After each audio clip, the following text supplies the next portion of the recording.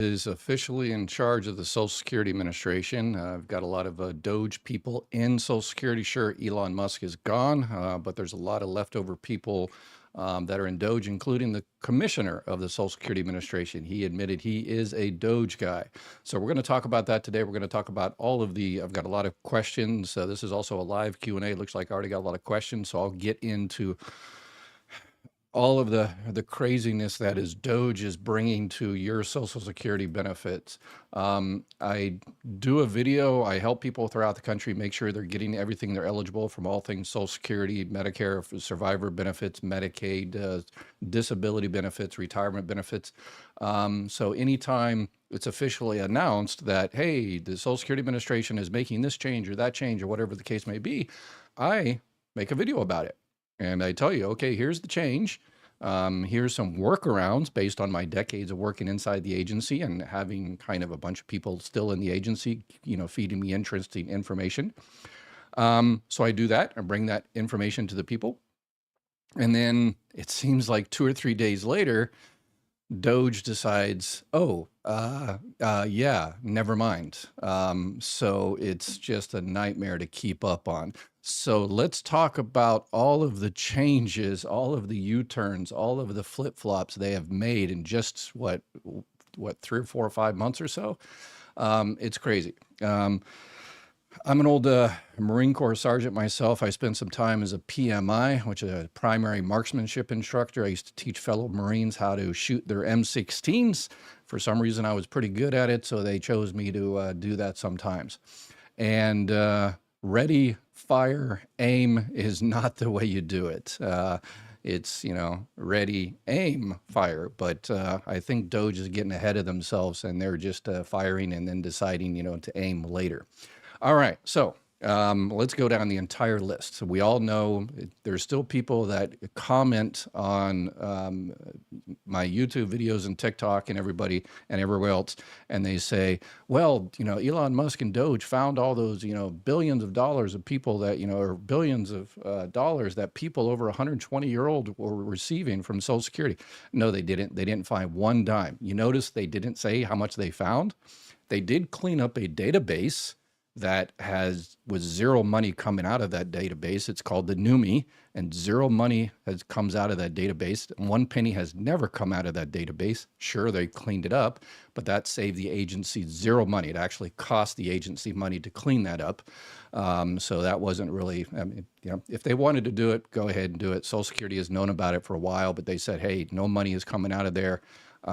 It would cost the taxpayers too much to fix it, so we'll just leave it like that. If Congress wants us to fix it, we'll do it. Congress never wanted to be fixed because they loved using it as a club to beat up on Social Security. So I guess Elon Musk and Doge took that club away from politicians, so they're probably not happy. But anyway, so there was no money coming out of that database whatsoever. Okay, so that's one thing they don't know.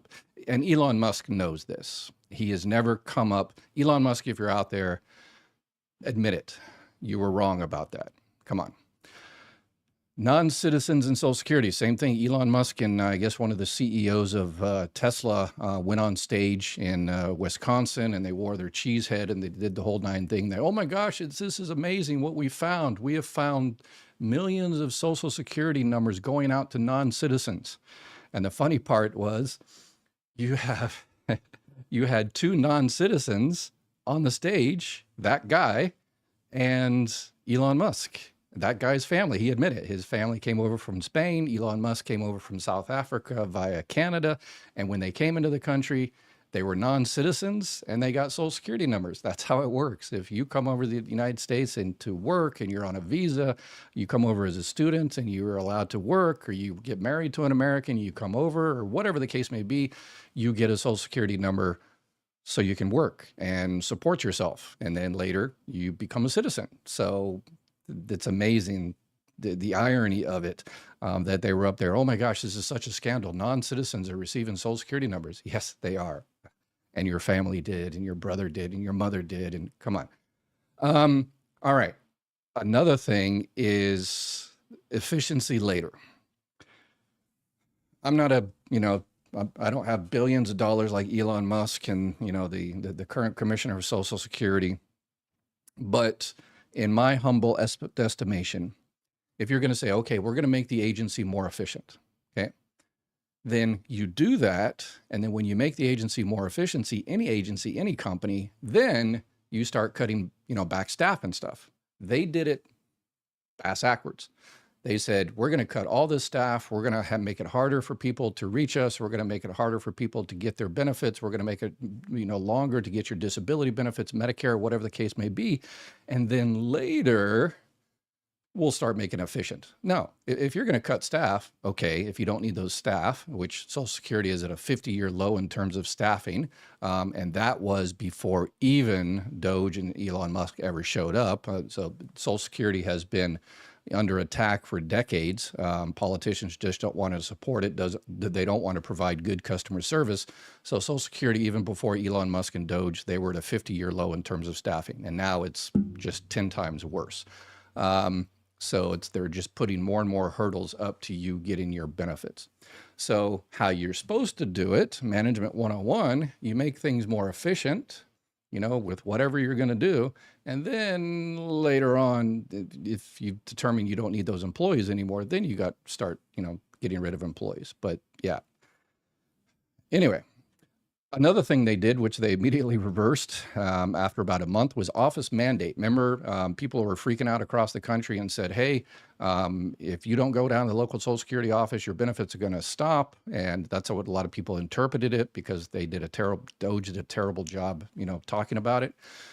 But it was basically, if you filed over the phone, then if you weren't able to do it online and you filed over the phone, then you had to go down to the local Social Security office and show your ID and stuff like that. So that was going to be difficult for elderly people, for the disabled, people that live far, far, far away from a Social Security district office. So based on pushback, they relented and changed that policy. And I can tell you from working on the inside, the fraud in that type of thing, it was minuscule, very, very, just unbelievably small. People filing for benefits on another person's record, it just doesn't happen. I mean, it does, but it's not worth that much. There's other places that there's fraud. There's definitely other places that's fraud. And that's another thing, Elon Musk and Doge is like, oh, there's all this fraud and stuff, but they never found a penny. You notice that? They never found a penny, never became more efficient. Really never found a penny of fraud, even though, yes, before you start typing your YouTube comments, Ed says there's no fraud in Social Security. I never said that. There is a lot of fraud in Social Security. People receiving disability benefits that are not supposed to, receiving SSI benefits that are supposed to, receiving retirement benefits at the, before their full retirement age, and not notifying Social Security. Happens every single day. My office, we prosecuted a lot of people for fraud. It happens. It's amazing that Doge and Elon Musk never found any fraud. That's what I'm saying. So, and I've talked about why.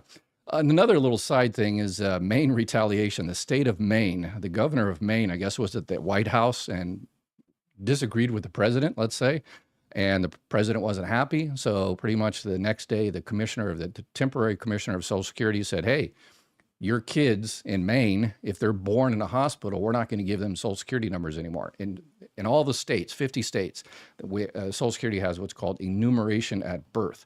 So if you have a baby born in a hospital, they take the application there and they automatically issue a Social Security number. So those new parents don't have to also go down to the local Social Security office and get a Social Security number and stuff like that. Saves them a trip, aggravation. But because the Maine governor spoke up, the commissioner of Social Security said, okay, we're not going to do that for you anymore. It's like, this is my ball and I'm going home type of situation. Kind of, school, playground. And then they took obviously they did a 180 on that one and immediately say, okay, we're going to go back to the way it was. Okay. And another thing he kind of had a hissy fit on is he didn't get his way one day, and the commissioner of Social Security, a guy named Leland Dudek, he was kind of a lower level Social Security employee that gave out a lot of information to Doge, which he wasn't supposed to, and he realized that he was about to be fired, terminated from Social Security. He was looking for another job, it looks like, and then Doge says, hey, you're our guy. We're not only not gonna fire you, we're gonna make you the commissioner of Social Security. And they did for a while. And he had a little hissy fit one day, and he says, I'm not getting my way, so I'm gonna shut down the entire agency. And needless to say, that rolled around the next day, and he said, okay, I'm not gonna shut down the entire agency. So they also mentioned they're going to close a lot of field offices, district offices throughout the country. There's over 1,200 Social Security offices throughout the country, and people need those just like they need, local post offices and all the rest of it. But as of now, no field offices have closed down because of Doge, because we have spoken up and said, hey, we need our local office. We can't do everything online. We can't do over stuff to the phone. We need to provide documents. We need to go to local Social Security office and get this and get survivor benefits and provide documents and records and all that kind of stuff. So as of now, no district offices have really been closed. There's always been kind of consolidation. When I had my office, we had the card center co-located, and we shut that down, and we just took all the Social Security cards into our office. So we just, saved so technically, I think I've saved a lot more money for Social Security for taxpayers than Elon Musk ever did. I probably saved millions and millions of dollars shutting down that office. So Elon Musk, it's in your court, or Doge, it's in your court. But they did shut down a lot of regional offices. There were 9 regional offices throughout the country. They did shut down some of those. But they weren't necessarily public facing. They supported the local district offices. And this is why, the customer service is so terrible. Overpayments. This is a big one. If you got an overpayment, they started to by default withholding 10% before Doge came in. And Doge said, hold my beer. We're going to make it 100%. So if you have an overpayment, we're going to hold back everything, 100% of your benefit. And, that was outrageous. They have since changed their mind again and said, okay, we're not going to hold back 100%. We're just going to hold back 50%. So that's how it stands as of today, as of July 29th at 3:12 p.m. West Coast time. And all of this is according to July 29th, 3:12 p.m. West Coast time. This is how it is. When I get off here, all of this might have changed again. It's a never-ending nightmare. So paper checks. This is the one I did a video on a few days ago, that they said they're no longer going to send out paper checks. If you don't sign up for electronic, then you are too bad. They have since changed that and said, okay, we'll do paper checks again. So a lot of outrage. Just some people they don't have a bank. They're not near a bank. They live way out in the country, whatever the case may be. They just need a paper check. And what's going to happen next? So I'm going to keep an eye on this, and I'll get into live Q&A here pretty soon. I've also got some video questions that people sent in, but I'm going to keep up on all of the changes. Here's my advice to Doge. Being an old Marine Corps Sergeant PMI, here's how I used to teach, how all Marines are taught how to shoot, it's called BRASS. Breathe, relax, aim, stop, squeeze. So when you're in the prone position or kneeling position or whatever the case may be, you breathe. Okay, Doge, breathe, relax, then aim. Figure out what you're going to do, your plan of attack. Think about everything, and then stop. Think about things again, and then squeeze. You never pull the trigger. You always squeeze. When the rifle goes off, it's supposed to surprise you because you're squeezing. If you pull it, then you're going to yank. So squeeze. So that means institute your policies slowly. Just don't, hapdash, for the entire country. You're messing with people's lives. When they said they're going to shut down Social Security, or when they said they're going to make everybody go into the local Social Security office, if you're a regular viewer to this channel, that that we had people that came onto our live Q&A and they said, oh my gosh, they're going to shut down my Social Security. What am I going to do? What am I going to do? And it just stressed out a lot of people, and these, elderly people, disabled, mental issues, physical issues. You can't stress out you can't stress those people out like that. So breathe, relax, then aim, come up with a plan, and then stop and think about it again, and then institute that plan slowly. Just don't keep doing what you're doing. one of the architects of Project 2025, who runs the Office of Management and Budget, who's going to be deciding about Medicare cuts here coming soon, he said he wants to terrorize the federal workforce to get them out. They don't want basically any federal employees. So he specifically said, I want to terrorize government employees to get them out. And he's doing a really, really good job. But he's essentially terrorizing the American public with all of these changes, Doge. And so let's keep up on this. I will keep up on this. And if there's any changes, I'll keep you updated. And when it changes again, I will keep you updated again. So, all right, let's get into some actual live Q&A questions, always sponsored by Chapter there. So if you need any help with Medicare, reach out to them. 4 months waiting for my SSDI back pay. Senator and my lawyer involved, but they are not paying up in any suggestions. Okay, so your SSDI, your Social Security Disability Insurance, was adjudicated. It was approved, and they said, we just need to do the calculations. 4 months is way, way, way too long. Well, since you said you have a lawyer, that was probably at the administrative law judge stage. So you filed and were denied, and you refiled, you filed an appeal, and it was a reconsideration, and then you got a lawyer and you went to the administrative law judge. So you've been waiting, what, 2 years probably to get a decision. You finally got a decision, and they're not sending you a check. The administrative law judge usually takes a little bit of a longer time to get it, because he has to write up the order, and then they give it to an order writer, and then that writer writes it up, and they send it back to the judge, and the judge reviews it and signs off on it. Then they send it usually to the regional office, not your local office. They send it to one of those 9 regional offices. And guess what? Doge decided to close down those regional offices. So that's probably why you're waiting so long for that, which is completely unsatisfactory. If you contacted one senator, it sounds like he didn't do anything. He or she didn't do anything. I would contact another senator or your House of Representatives, your U.S. House of Representative, congressperson, and yeah, I would try again. But that's completely unsatisfactory, and there's so many people like that, unfortunately.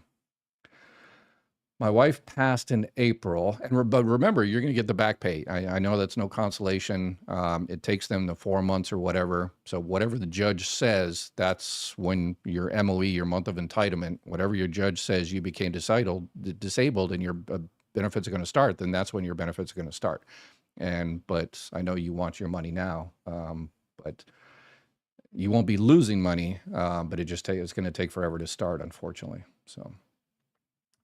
My wife passed in April. I'm 62 in September, retiring in January. How do I determine the amount I can get off widow's benefits till I'm 70, then switch over to my retirement percentage for help? All right. So it sounds like you're doing the correct strategy there in your particular case.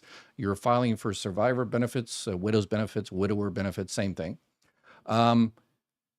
It really depends. So your wife passed in April. So it really depends whether your wife was receiving benefits or not. Widow's benefits, surviving spouse benefits are a little strange in terms of the calculation. It's not only when you start your benefit. So you're 62, so you're going to get a reduced benefit amount because you're filing early.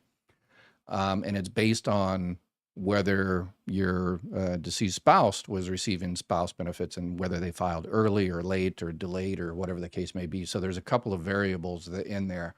The best way to do it is just file a claim. Call the Social Security Administration immediately so you don't lose those months, and then schedule an appointment and then file for surviving spouse benefits.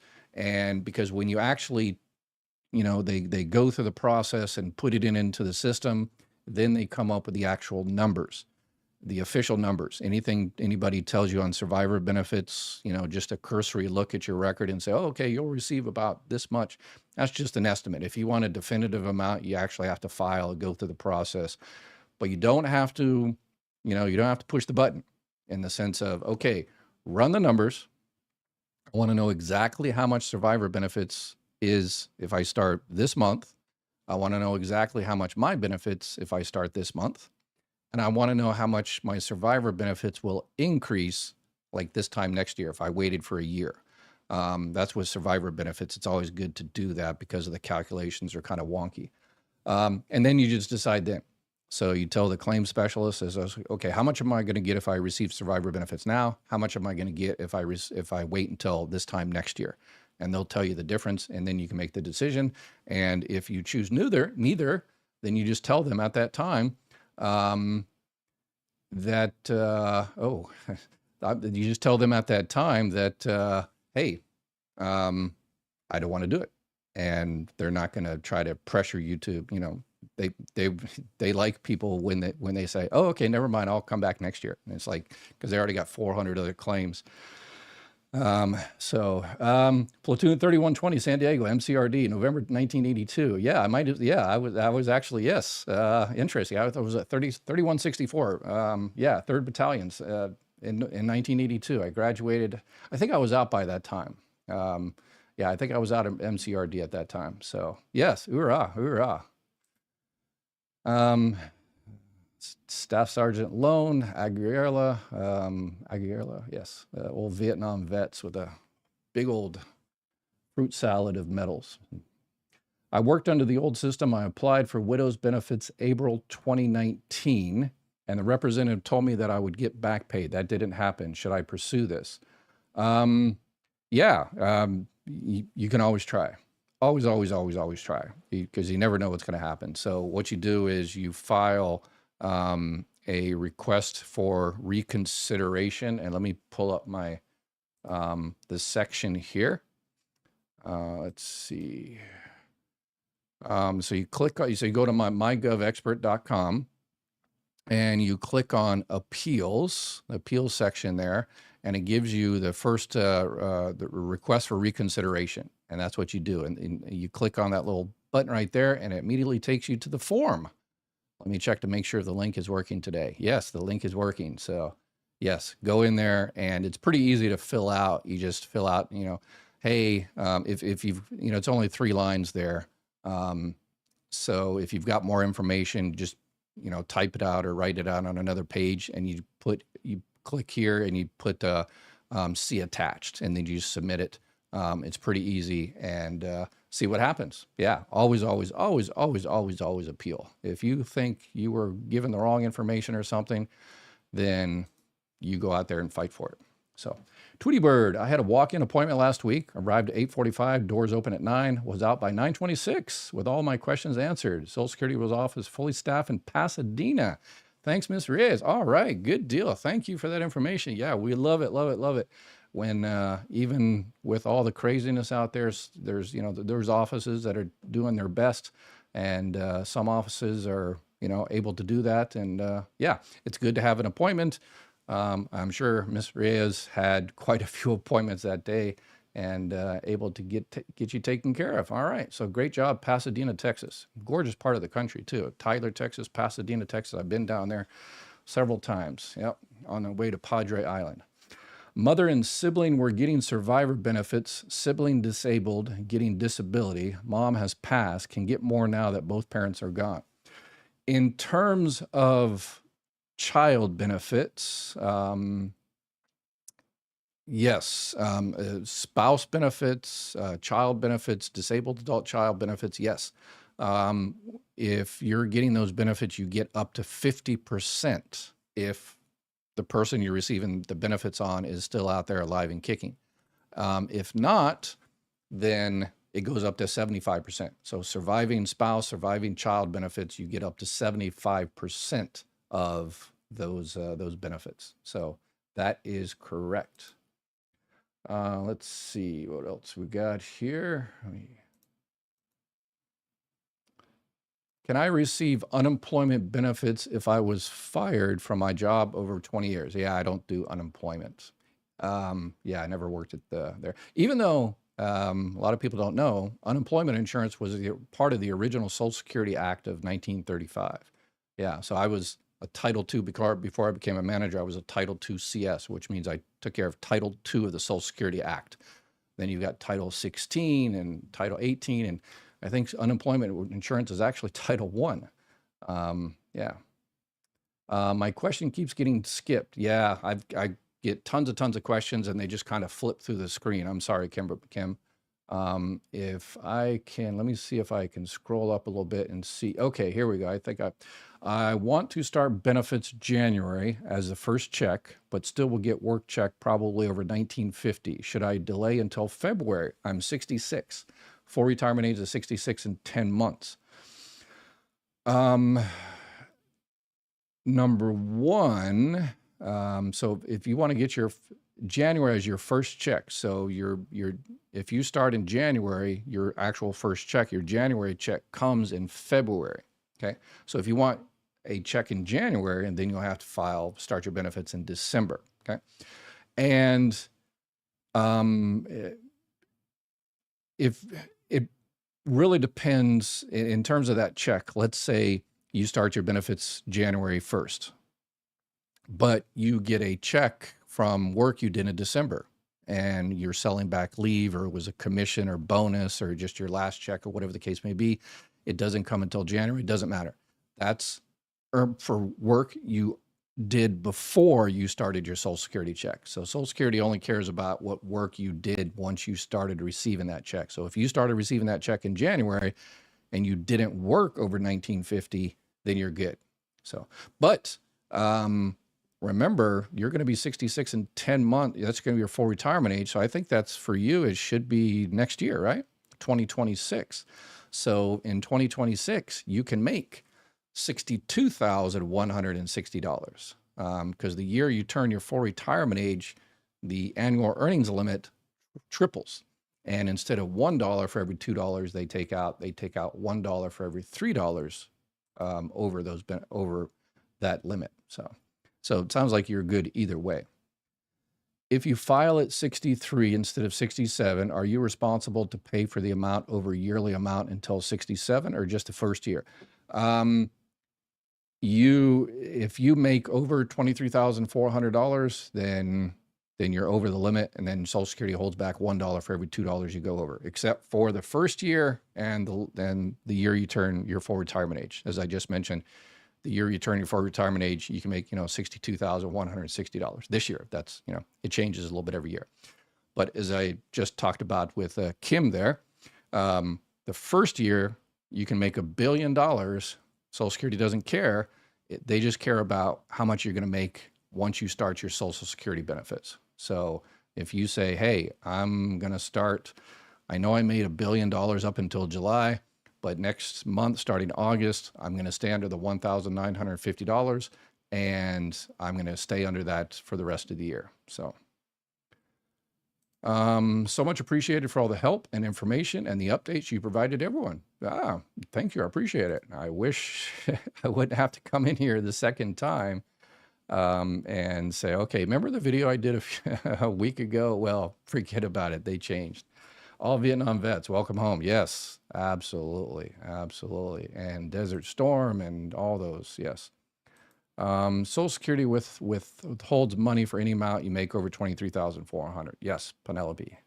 Penelope is awesome. I think she was an old Social Security employee or young Social Security employee because she's always on here and giving out 100% correct information. So she's awesome. Can you suggest dental and vision insurance for Medicare supplement holders? One of the reasons I chose Chapter is because they have, the same philosophy my son and I have about a lot of things, and dental and vision insurance is the same. There's a lot of companies out there that, and agents that make money, selling you dental and vision and stuff like that. But, here's what me and Chapter, they have the same ideas as well. It's, it's on an individual basis. It depends on how much work you need done. But the best place to start is just contact your dentist and say, hey, my teeth are really, really bad, so I can't afford all of it. So I'll probably need some dental insurance. What do you suggest? What do you take? But then the dentist might, oh, your teeth are not that bad. It's just going to be a waste. And, we'll give you a cash discount and stuff like that. Or this is the company I take because it looks like you might need dental insurance. So I would go that way. Just reach out to your dentist and say, do I even need it? And they'll oh no, your teeth are fine. It's just going to be a waste of money for you. So sorry, agents out there that sell dental insurance. Same thing on vision. So If you've got some extenuating circumstances in terms of, you need glasses more often or something like that, then possibly, but yeah. Dr. Ed, asking for my uncle, Rick.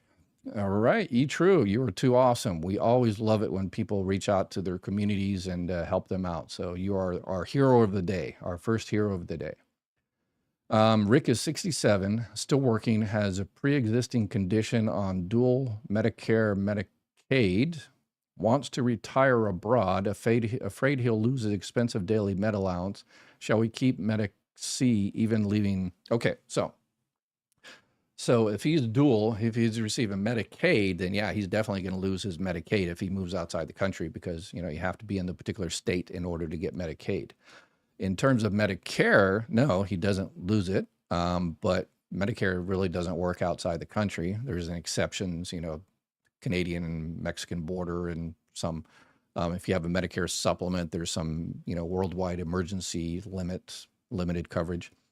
But in terms of medication, yeah, Part D, yeah, that's the prescription drug plan. Yeah, doesn't work. You can't go to any pharmacy throughout the world and, use your Part D. So that's going to be an issue. Yeah, you just can't use it overseas really. So I applied 19 months ago, still have not received initial result. What should I do? Louisiana. Yeah, that's so still have an initial result. Then if you haven't even got an initial result, then they lost it. They 100% lost your paperwork. It never got to them, fell through the cracks. They sent you the denial letter or whatever, and you never got it. Yeah, you definitely need to reach out to them. If you filed for disability and you were denied, and then again you filed again, did the reconsideration, and then you went to the third stage, the administrative law judge, then I can see the 19 months because that's how long, unfortunately, it's taking right now. But other than that, yeah, if you haven't heard anything, they lost it. I guarantee they lost it. So reach out to your Social Security Administration, reach out to your politician, and make sure they make it right. So if you were looking for benefits 19 months ago and you've been sitting there, twiddling your thumbs since, make sure they fix that and say, hey, they say, okay, we'll go ahead and start your benefits this month. And you'll say, no, I remember I wanted that start 19 months ago. So make sure if that's what you're able to do, I would definitely get those back retroactive benefits. Can you clarify? While the Old Age Survivors Insurance Trust Fund, which covers retirement and survivor benefits, great, is projected to be depleted by 2033, is the DI Trust Fund supports SSDI expected to be solvent until 2097 or 2024? Yeah, the good, yes. The Social Security Disability Trust Fund is expected to be good for a long time. So, and that's one of the things that you see sometimes when they come out with those numbers and when the trust fund is going to be depleted. Some people use the Social Security Trustees report, and some people use the Committee on Responsible Budget, a congressional budget office numbers. And sometimes those are about 6 months off, and so they give you different years. And sometimes they consolidate it, where they say, well, just before it runs out, they will consolidate those two trust funds, and that'll add another year on to the total and stuff like that. So it'll hurt disability, but it'll help the regular old age survivors insurance benefits.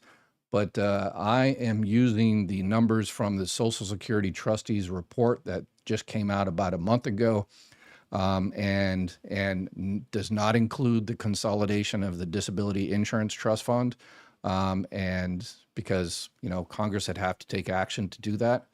So as of right now, July 2025, we have 90 checks left at 100%. So your 91st check from now is going to be 23% less if we don't do anything. And people said, well, they've been talking about there for 40 years and it still hasn't happened.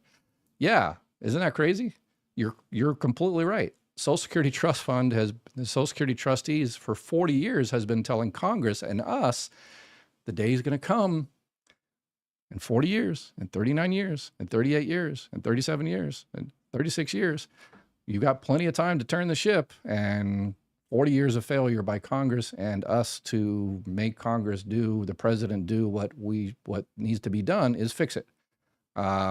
So, and now the day of reckoning is upon us. 90 more checks, and 90 checks. And people say, well, so that we're talking about January 2033, 7 years from now. People say 7 years from now. I looked back 7 years. The movie Black Panther came out 7 years ago with Chadwick. Bohemian Rhapsody, Freddie Mercury, came out 7 years ago. Seems like that was just a few years ago. That was 7 years ago those movies came out.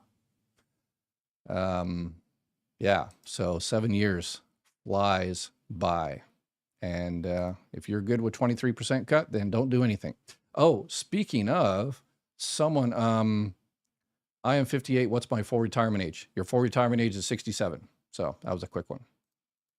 I've got some video questions, and someone actually asks about that. So let me go ahead and play this video question. YouTube channel, great information on Social Security and Medicare. You can tell from the gray hairs here that I'm likely applying for Social Security soon, and very concerned about its state.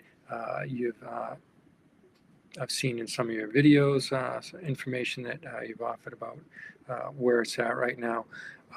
My question is, do you have an information resource, something printable or consolidated on the state of Social Security income benefits and what we citizens can do to advocate for it? Some talking points and so forth that we can use with our representatives in Congress and the Senate. That would be a great resource. Thanks so much, and hope to hear from you. Thank you. All right. Yes. Not as succinct as you just pointed out, but I'm working on another website that's going to add on to that. But one of the things, so reach out to your politicians. Reach out to your U.S. representative, your 2 senators, reach out to the president and tell them, hey, 7 years is coming right around the corner. What are you going to do? What are you doing to stop the 23% cut? And what happens is these politicians for decades, how they've got us to look at this shiny object over there is they've given us all kinds of BS and said, well, the Social Security is going bankrupt anyway. So no, it's not going bankrupt. Social Security will be around here for hundreds of more years. It's just that we're going to get a cut by 23% or more. That's the issue. So there's still going to be people working, unless we're all replaced by robots and AI. There's still going to be people working and paying into Social Security, paying FICA taxes. So there's still going to be money there coming in every month to pay current month benefits. It's just how many percent, can you handle the 23% cut? So this is, I would use this when you reach out to your politicians and they start giving you that BS distraction. Oh, the money was stolen. That's a big one. No, it wasn't stolen. The trust fund is still there. It's being used. It's if you get a Social Security check, probably about 7 to 8% of your check right now comes from the Social Security trust fund. So the trust fund is there. It's just being depleted. It's savings, just like any savings. It doesn't last forever. So I would use these as guides that will help you when your politicians start giving you this BS about, is it a Ponzi scheme, and the trust fund contains only, fake money, IOUs. And so you can use that. So that way, when they start giving you all that BS, you can say, no, that's not correct. Okay. Now that we got all that BS out of the way, what are you actually doing to save Social Security? And if they do the whole fraud, waste, and abuse stuff, good. Fraud, waste, and abuse. That's great. Do that. But that's not going to save Social Security. There's just not that much there. Something big needs to be done. And regular viewers to my channel knows the number one thing that will solve, the biggest thing that will solve this thing is raising the FICA cap on everybody. You and I, we pay FICA on every dollar we make. If you make over $176,100, you stop paying into Social Security after that amount. So if you're making $50,000 a year, you pay 6.2% of that money goes into Social Security. If you make $500,000 a year, only about 2.18% goes into Social Security. So that's the issue right there. That's the issue that we need to address. So good question. Thank you, though. All right, I've got three other questions. Hi, Dr. Ed. Shai. Thank you for your service and wealth of information you provide us. My wife is currently retired and collecting Social Security. Our strategy was for me to collect spousal benefits, 50% of hers, and delay collecting on my record until I reach 70. I'm a 10-monther. Assuming we can afford this, is it a valid strategy? Second question, I'm not anticipating making as much money this year ahead of implementing said strategy in 2026.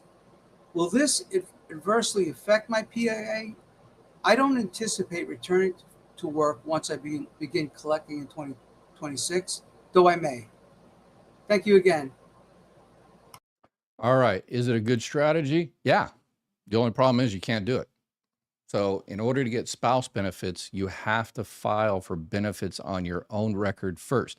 There was an old strategy like that stopped in 2016. It was called file and suspend. There's different ways, but that ended many years ago. So in order to start your benefits on your spouse's record, you have to file for benefits on your record first. The only exception is if you're looking for surviving spouse benefits. For surviving spouse benefits, you can pick one or the other, benefits on your record or their surviving spouse record. But if that person is still out there alive and kicking, then yes, you have to file on your own record first. And in terms of your current earnings for this year, will it reduce? Possibly.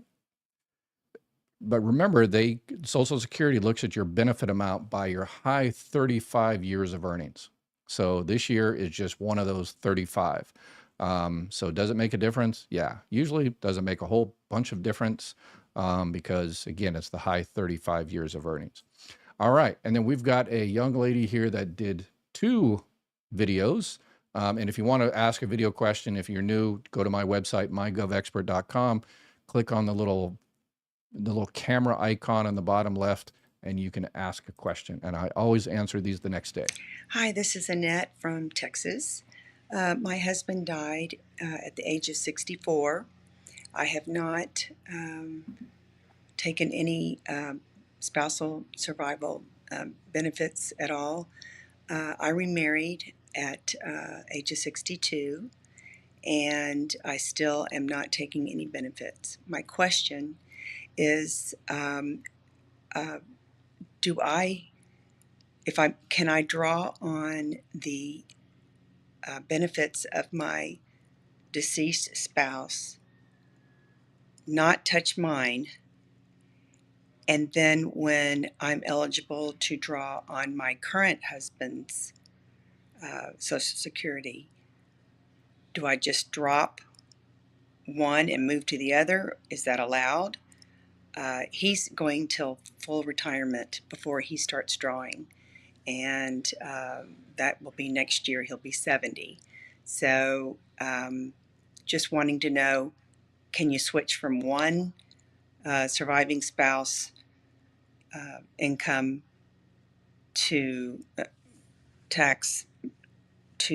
Okay, so yes. So this is a kind of a difficult one that if you go into the local Social Security office and you talk to the people at the front windows or you call in or something, they're just generalists. So there's a lot of people that have kind of unique situations, not really unique, but not as common as a lot of other things. So they call the Social Security Administration or they go in and they talk to a generalist, what's called as customer service representative, which are the hardest working people in Social Security and lowest paid, but they're just generalists. They're not experts in, Title II and retirement, survivor benefits and stuff like that.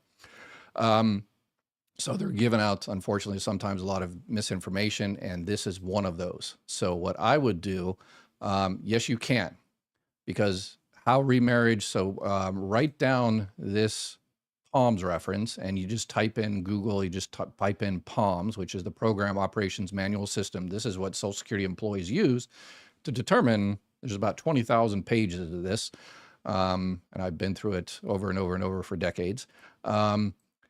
In terms of what you're talking about, so here it is, widows and surviving divorced spouse. Disregard the remarriage of a claimant applying for benefits as a widow or surviving divorced spouse age 60 or over if the remarriage occurred after attainment of age 60. So your remarriage after 60 is essentially disregarded by Social Security. So yes, you can file, even if you're currently married, Social Security it just disregards that marriage because you remarried after the age of 60. So, I'm sorry, I wasn't showing my window there. Sorry about that. Okay, here we go. Let me try again.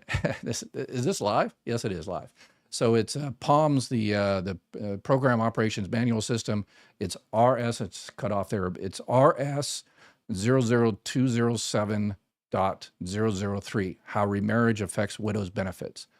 And then you go down to A2, and there it is right there. Disregard the remarriage of a claimant. So after the age of 60.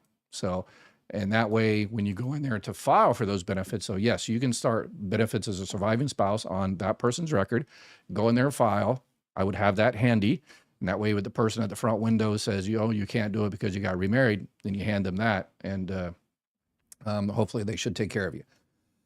And then when you're entitled to benefits on another record, yeah, you can switch to the benefits on that other record if it's higher. Absolutely, absolutely. And I think she has a follow-up, or not a follow-up question, but a completely different question as well. Let me find the other one. Here we go. Hi, this is Annette from Texas. I receive capital gains from some investments, and I want to know if that affects my Social Security when I start drawing. I'm not drawing any right now. I'm 62 and a half, and I'm not drawing on mine. I'm not drawing on my deceased husband's. Okay, so no. Social Security, when it started in 1935, they always talk about, 3 legs of the stool. It's supposed to be, your Social Security retirement benefits, supposed to be your pension from work. Those kind of, started disappearing in the 1970s. And then your savings, whether, it's a, stocks, bonds, 401k, IRA, whatever the case may be. So no, it doesn't affect your Social Security retirement benefits, surviving spouse benefits, Social Security disability insurance, spouse, and surviving divorce, none of that doesn't affect anything of that. One of the things that might affect is called IRMA, income related monthly adjustment amount. It might affect your Part B premium. And again, you go onto my website, it gives you a little bit more. You click on Medicare there and IRMA. So after 2 years, that might affect, it depends on how much your capital gains are. IRMA is basically a higher Part B and a Part D premium for high wage earners. So that may or may not affect how much you pay for Part B and Part D. So, but in terms of your actual Social Security benefits, nope, doesn't affect it at all. So, all right, I think I got through all 4 of those questions. So, smash the cap, yes. So FICA determines housing. I am not too financially literate. Yeah, you're thinking a FICO score is, your credit score, but FICA is what you pay your payroll tax, the 6.2%, the 1.45%. When you earn a paycheck, your employer takes that out and sends that to Social Security. Or if you're some guy in Florida that owns a bunch of nursing homes, you take that money out and then you go on vacations and buy private jets and all that kind of stuff. And you steal all that money, allegedly. Well, no, he was convicted. So, and then you have your mother who is a buddy at Mar-a-Lago, and you get free. So, yeah. So if you ever have a large debt, then go to Mar-a-Lago and you should be good. It's the best of two evils. No way out until all this evil garbage is in for good. Yeah, it's crazy. I've been on his website and I can't get all the information. Yeah, can't. Yeah, the website. A lot of people say it's a lot easier to understand than regular SSA.gov. So you go into the Social Security, you do retirement. I've got a bunch of free calculators there on disability, survivor, family, overpayments, veterans, Medicaid, and I'm really expanding the Medicaid section to so we can help people with this whole big, beautiful bill that's going to be cutting so many people off. And Social Security positively contributes to economic growth. Yes, that is a fact. Billions of dollars in each community goes out to people that are receiving, Social Security benefits, and they don't, stick it away in some Cayman Islands account. They go out there and, spend it. COLA is based on inflation index or something like that. Yep, it's kind of a wage index. We usually will know. Well, actually, it's not the wage index is your AMI, but yes, you're right. The COLA is based on a basket of goods. I think it's the incorrect basket of goods, but anyway, it's based on a basket of goods, and then it won't come out until October, because what they do is they compare a basket of goods in September, the third quarter of last year, and then they compare the same basket of goods in September, the third quarter of this year, and then they determine how much it increased, and then they notify everybody in the first weekend of October. And this is what all those people out on social media never shut up about it. They make videos all year long about the coming COLA. And so, yeah, it's just, clickbait. Nobody knows until October 1st and first week in October. Okay, you're not making sense. Yeah, I specialize in that sometimes. I just need to know what the limit is to make. I know it's $23,000 this year, but before I turn 67, how much can I make next year? Okay, again, if you're 62, 63, 64, 65, 66, you can make $23,400. If the year you turn your full retirement age, so your full retirement age is this year, let's say you turn 67 in August, next month, then from January until July, you can make $62,160. Anything over that, Social Security holds back $1 for every $3 you go over. Starting August, you can make $1 billion, doesn't matter anymore. So the final year is, it's crazy convoluted. I agree. But so the year you turn your full retirement age, it's no longer $23,400 anymore. So 10 months isn't that big of a difference at age 70. Go ahead and get your Social Security started. Yeah. Nobody can really tell anybody. There's tons of videos out there that said, if you don't start your benefits at 62, you're dumb. If you don't start them at 70, you're dumb. It's like all the people that make those videos are, in my estimation, you just have to ask yourself a bunch of questions, whether you need the money. That's the most important, I guess, right? Once you reach your full retirement age, there is no limit on how much you can earn, and your benefits will not be reduced due to your earnings. That is a fact. Yep. You can go back to making $1 billion a month, and it doesn't affect your benefits whatsoever. Well, I misspoke. It doesn't affect your benefits negatively whatsoever. If you make $1 billion, then it's going to increase your benefits, not by the $1 billion, but up to $176,100. Because if you make $1 billion, you don't pay, what you pay into Social Security is probably 0.0000001% or something. So, but if you make that kind of money, then you're probably not paying into Social Security at all. I'm sure Elon Musk and them, they don't pay Social Security at all. And, so we need Congress to pass the Social Security Expansion Act. Yes, the Social Security Expansion Act, there's a couple on there, one by Bernie Sanders, the other one by Senator John Larson, that wants to raise the FICA cap, eliminate the FICA cap for over 400,000, and give people, at the lower end, extra couple of $100 a month or so. So yes, absolutely.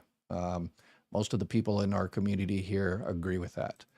Whether it's going to pass Congress, that's a whole different thing, because when you raise the FICA cap, that means, you know, the people that can control Congress, that people that control Congress or control our Congress people, yeah, they're going to have to pay more.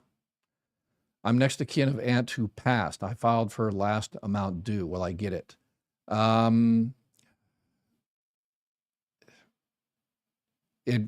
If she was entitled to that benefit and it's part of her estate, yes. But you can't get it as next of kin. But if you were in charge of her estate and she was actually entitled to that last benefit, then it goes to her estate. And if it's in her will that you get that, then that's a whole different issue. But normally, no. Rich H, it will probably not pass due to this administration. Yeah, I don't think those ideas of raising the FICA cap have been around for 40 years, and Social Security trustees. If you look on my my description and my videos and stuff, I put in there the Social Security actuary. So that's the head bean counter, the head accountant for Social Security. And anytime some politician comes up and says, hey, I've got this idea to fix Social Security, then that person, the actuary, takes out their big calculator and runs the numbers. And they say, oh, that's not going to help, or that's going to help about 15%, or it's going to help 30% or 70%, or whatever the case may be. And it's all laid out there. It's super, super easy. But it takes political action. And speaking of, I think the current commissioner of Social Security, which is a Doge guy, he was interviewed about that, okay, we've got plenty of ideas on how to fix it. Why don't we? And here is his response. And I should have left the last part of it where they switched to other reporters, and the other reporters are laughing. So I should have left that. But let's watch.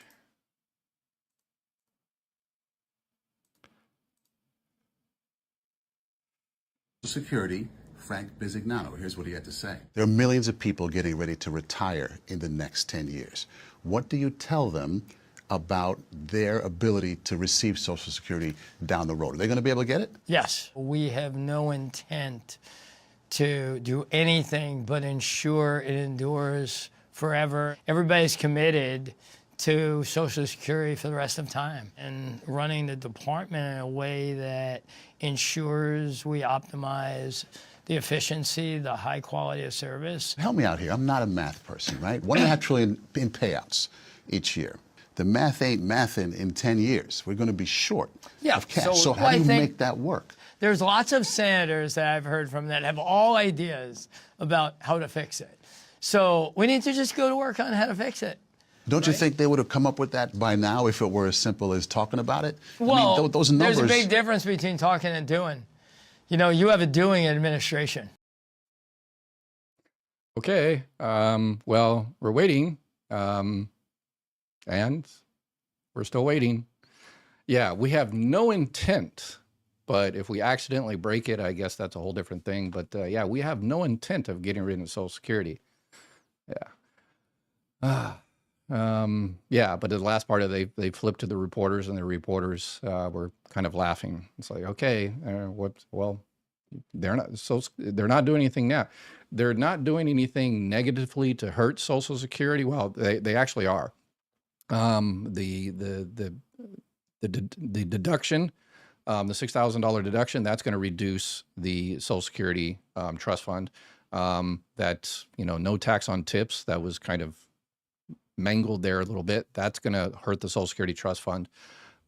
Tariffs are going to hurt the Social Security trust fund. So the number I gave you, about 90 checks, that's as of right now. But once those 3 or 4 policies are enacted, then probably, you know, we're probably talking maybe 10 or 12 months off of that because of those particular policies. So we're a doing administration and we're going to fix it. Well, we're waiting.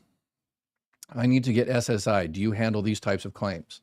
I've taken hundreds of thousands of Social Security disability insurance, but no, I don't do those. But again, you can go to my website and click on the disability part there, and it'll tell you the application process, a bunch of little tips, tricks, and secrets, and all of it. Whether you need a lawyer. For the first, you can get a lawyer if you want. If you win, then you have to pay them 25% of back pay up to this year's $9,200. The initial application process is relatively easy-ish. So you can usually do that yourself. But if you want to hire a lawyer, then more power to you. So he wasn't only pardoned for stealing the FICA from employees. The government asked the court to give him the FICA money he stole back to him. Yes. Yeah, that guy in Florida, he stole the money, and he was supposed to, he was going to jail, and he was supposed to pay restitution, pay that money back for the money he stole back to the Social Security Trust Fund. And he was pardoned because his mommy went to Mar-a-Lago, gave $1 million or something, allegedly. And now he doesn't have to pay it. So guess who has to pay all that money back? You and I. I have been in touch every 2 weeks with a caseworker, applied 19 months ago, and told they are behind. Yeah, that's okay. You're in touch with them. Yeah, they are behind, but that is no excuse.